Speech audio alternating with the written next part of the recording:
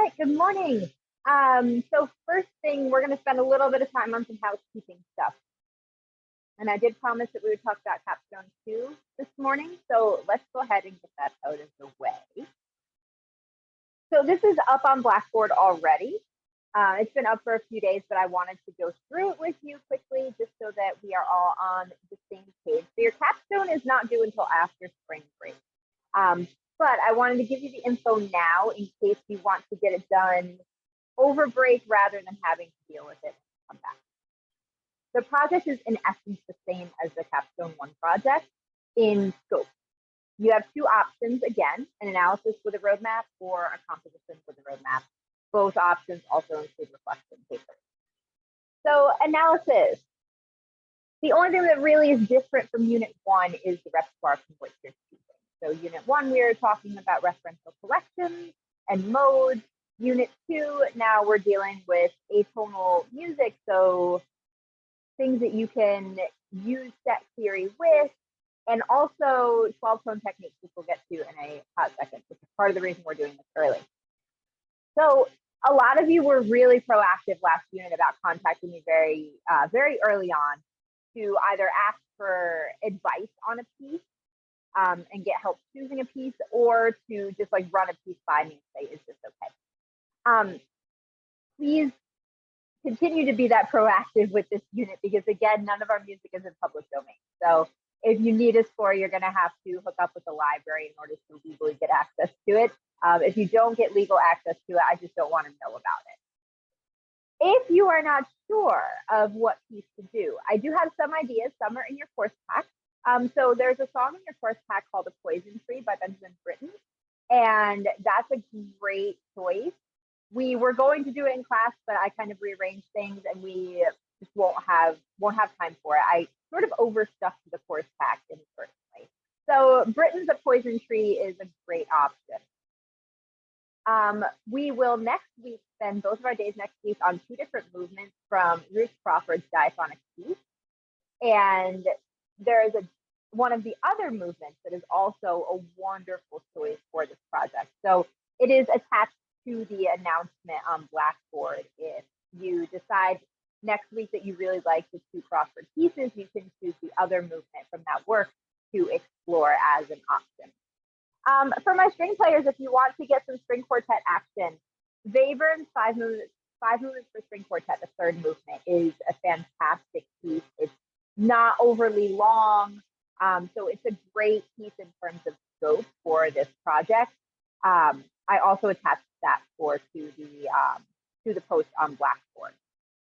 And then, a lot of the pieces we've looked at so far this unit are members of larger bodies of work. So the Baird song that we looked at last week, that's part of a 4-leader set. Pierre Lunaire obviously is part of a very large set. So there are multiple options, even just digging within the collections that we've worked on. If none of those sound appealing, just email me and we can work something out and figure out something that sounds more interesting to you. So for this option, you will give me an annotated score, a roadmap, and a reflection paper, same as last year. Now, the other camp is the compositions camp. So you are very welcome to compose a piece using either set theory or 12-tone technique, which we'll get to in a second.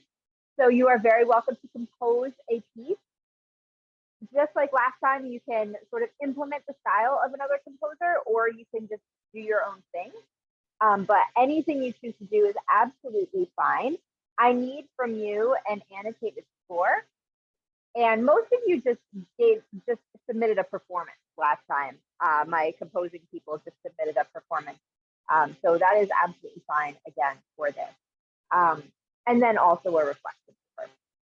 Your capstone project is due by class time on Friday, April 2nd. So again, after break. As always, if Blackboard's being a pain, just send it to me via email. Your capstone's worth 100 points, same as the last one. Now, a couple times through this page, I mentioned 12-tone analytical technique. We haven't learned that yet.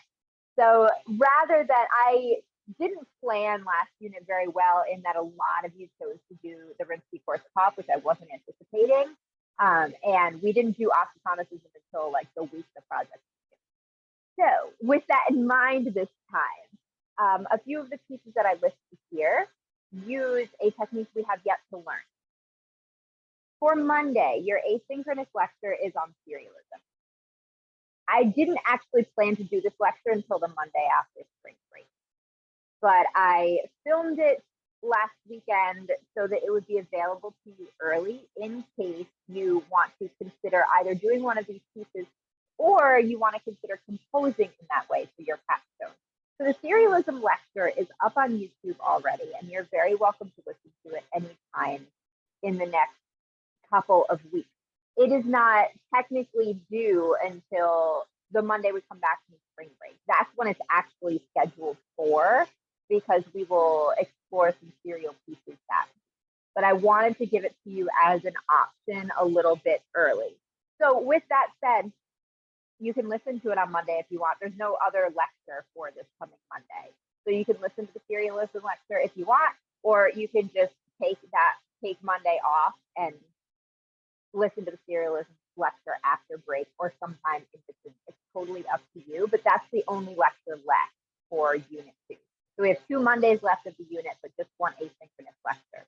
And you can choose to listen to it whenever you like. Okay, I think that's all I had for all of that. If there are questions, let me know or throw them in the chat, but that's your Capstone 2 stuff. And that's the info on the serialism video lecture. I might put together a worksheet for the serialism stuff. If I do, it won't be assigned technically until after spring break.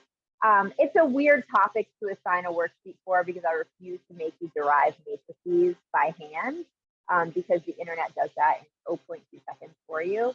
So I'm still on the fence about that, but the lecture itself is available for you if you want to get a jump start on that. Okay, so the rest of the day we are going to spend with Nacht. Now, I got through all of the worksheets that had been submitted by like 8:30 this morning. So quite a few of you went through the worksheet, which focused on the 014 trichord and a couple of its manifestations, mostly in the introduction. So on that worksheet, I was really trying to get you to consider and really see the intense saturation of 014 in that opening. Now, I don't have the worksheet pulled up, but I do just have the course packet. And I'm going to show you sort of what I have. I tried to make this as legible as possible, and it just gets to the point where it's completely chaotic and you can't tell what's going on. But every different color is a different iteration of the 014. And these spots where I have the -4 + 3 written in that color are the quote unquote upside down 014s. So we talked about that on the worksheet, that most of the time when we hear 014, it's in that rising minor third, falling major third iteration. But Schoenberg also expresses it upside down as a falling major third and a rising minor third. And we do get both of those expressions of the trichord at various times. And I asked a question in the worksheet about maybe what that might be symbolizing or what kind of imagery we might be getting at there. And a lot of people commented on the unevenness of it maybe being contributing to the overall sinking feeling of the piece. We rise by minor third, but then we fall by major. So we end up just a smidge lower than we started.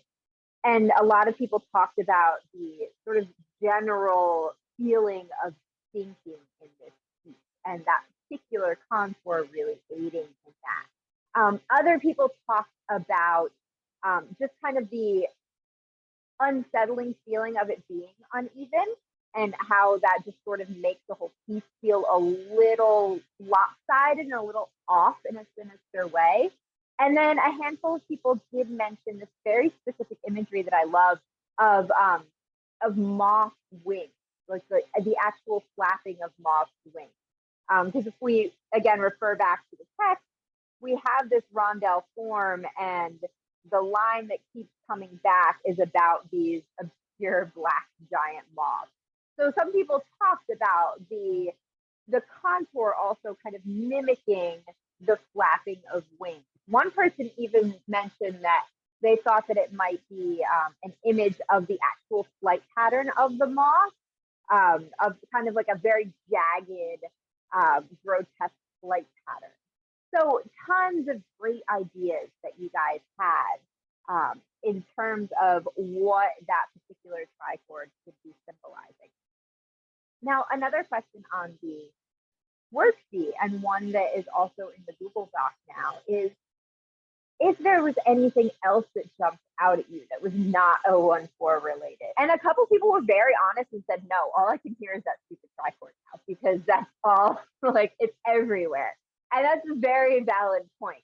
There are some things that did strike some people, and I got into some great conversations with a few of you about motives that were not pitch related.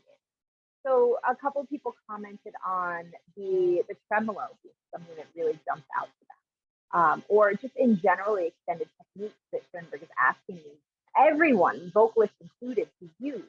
This idea of a timbral motive or textural motive is really, really important to all music, but especially to this particular piece. So do keep that in mind when you go into your group, because that is an absolutely valid point of departure to take. Now, when I do send you off, I am, of course, going to be asking a lot of pointed questions about 014 and directing you to various spots. There's a lot going on in the Google Doc as far as like separate questions, I guess. So don't feel like you have to start right at the top. You can start at the bottom or somewhere in the middle so that we sort of all spread ourselves out. But so we get this intro, and I think this is a really good way of illustrating a few different ways we can use that 014. So it's happening kind of in succession every time in staggered voices, but we still are getting it kind of as a linear presentation. And then, of course, we start the canon here, and we continue it in the other four voices. Now, once we get out of that canon opening, I want you to consider other ways that this 014 might present itself in terms of in a single voice, maybe across voices like it does in the opening, maybe think a little bit larger scale. So we did that little exercise at the very back of the worksheet that was a selection of the piano part. Think about the potential for this trichord to be spread out in a specific way, maybe downbeat to downbeat or strong beat to strong beat or something like that. So you might consider expanding your lens a little bit and looking more beyond just like the exact neighboring pitches. But you have a ton to work with, and I do, like I said, direct you to specific spots as your group decides to move about. So I'm going to put this link in the chat. It is our usual Google Doc. And I'm going to give you a fair amount of time, probably about 20 minutes. This was the class that was like really, really going wild in the Google Doc last class. It had some really, really great ideas. So I am happy to send you in there for about 20 minutes to just do your thing and see what comes of it. So rooms are opening up now. Room 1 is the quiet room per usual. And you may all choose where you would like to go, and I'll see you in about 20 minutes.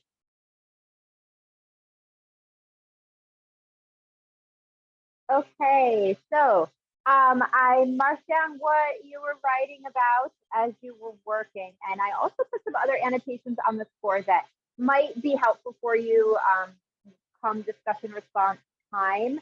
And I will, of course, upload this on the Blackboard because it's going to look pretty chaotic as we get going. So the purple highlighter is the 014 motive.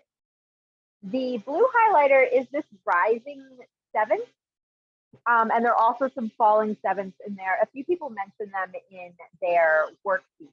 So I wanted to give you kind of a visual idea of how they are patterned around what's going on with the 014. So right after we get this canonical presentation, a few of the groups were working on measures 4 through 10, and they mentioned that the 014 motive then jumps back still with the E, G, E flat, jumps back up to the bass clarinet and is now in eighth note. So we get this rhythmic condensation of the motive. And then we start to get it transposed as the bass clarinet kind of moves around with it. But one thing I wanted to point out too, and this is kind of what I was getting at when I was talking about different ways we could present this motive.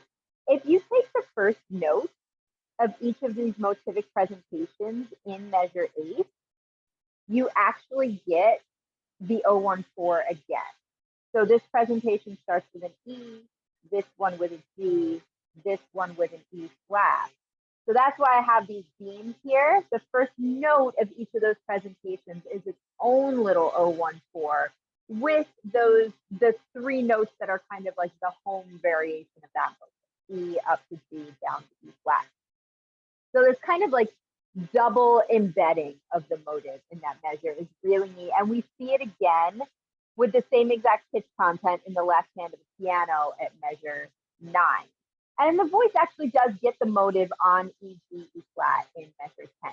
So we get a little bit of passing around of the motive, and we also get that sort of double-barreled layering of it in the bass clarinet and the left hand of the piano.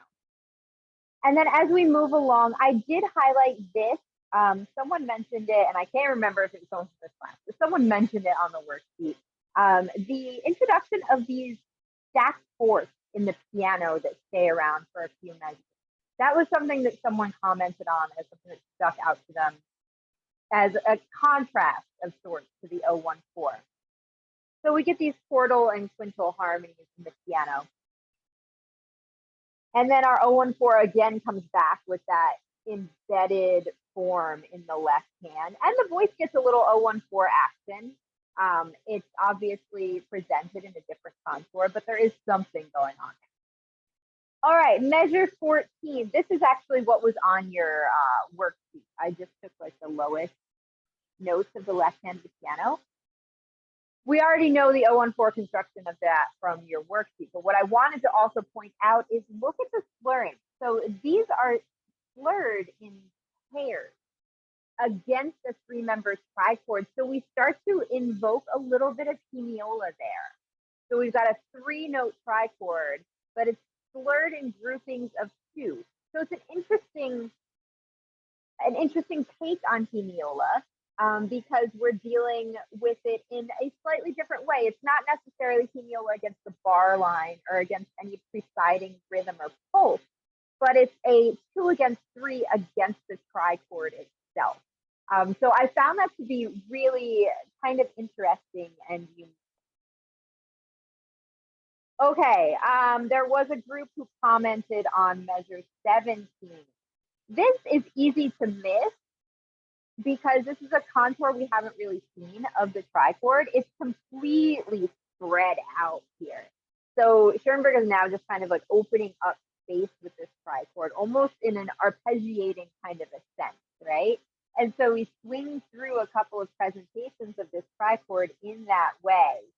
And then at the very end of this section, we get it harmonically, all in one voice. So we've now seen various presentations of this trichord in the first 18 measures. We've gotten it in a linear way. We've gotten it in this kind of expanded way from downbeat to downbeat. We've gotten it as a verticality, and we've gotten it obviously transposed a lot and among a bunch of different voices. Measure 19, to me, this is the most interesting and intricate passage in terms of this trichord. And a lot of you got to this point in the doc and we're talking about various things. A lot of people talked about the fact that the voice has two nearly consecutive presentations of the motive and the text painting that's going on here. So it's talking about thinking and black wings. And so it really drives home this kind of moth motive with the 014. The voice doesn't get a ton of these 014s. So when it does, it's something to really look at and consider. So we've got some cool text painting there. Look at the juxtaposition here. We have all of these sevenths going on in the cello and the bass clarinet. So lots of leaping in those voices. And then the 014 density that's going on in the piano is so, so cool. So a lot of you commented on this. We're just going to look at the right hand real quick. So we get the upside down version and then the right side up version. And then we trade between them, upside down and then right side up. Each beamed group, so every two 014s transposes down a minor third to the next one. So we are slowly working our way down the keyboard as well.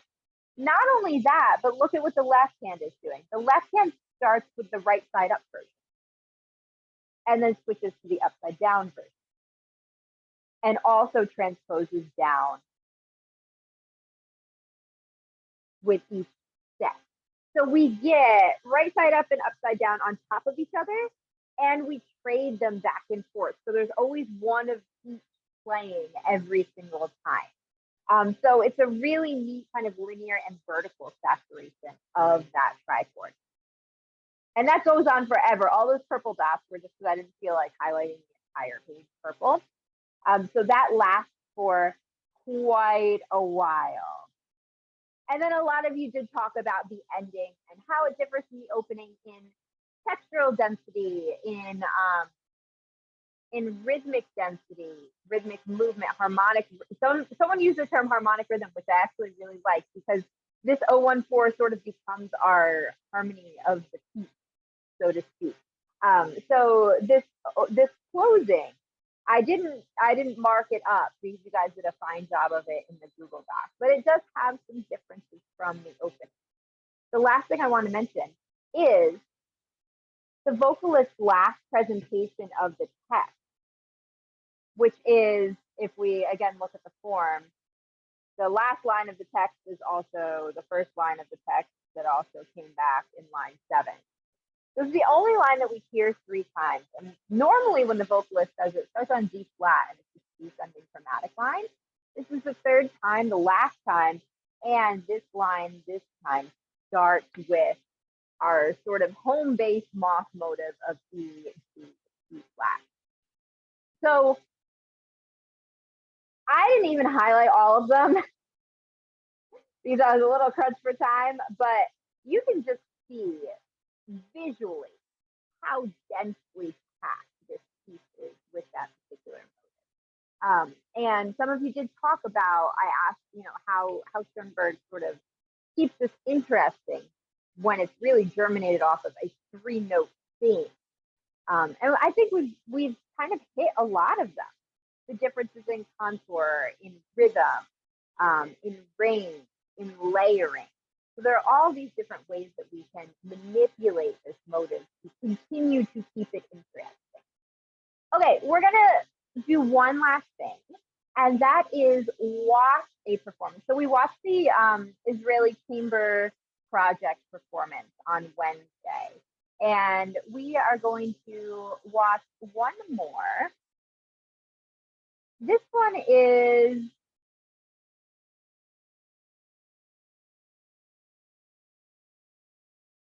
not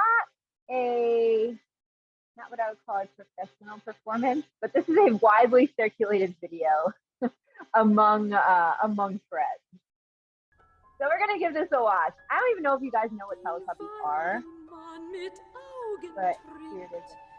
Ist nachts der Mond in Wogen nieder und eine Springflut überschwemmt den stillen Horizont.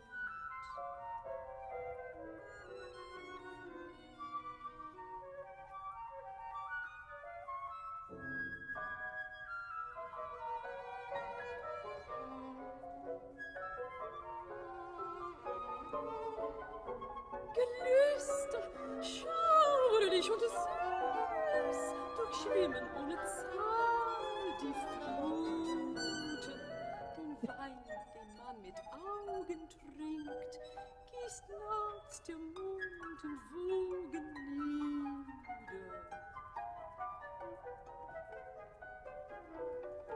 Der Dichter, den die Andacht treibt, berauscht sich an dem heiligen Tranke. Gen Himmel wendet verzerrt das Herz. Und taumelt sanft und schlürft er den Wein, den man mit Augen trinkt.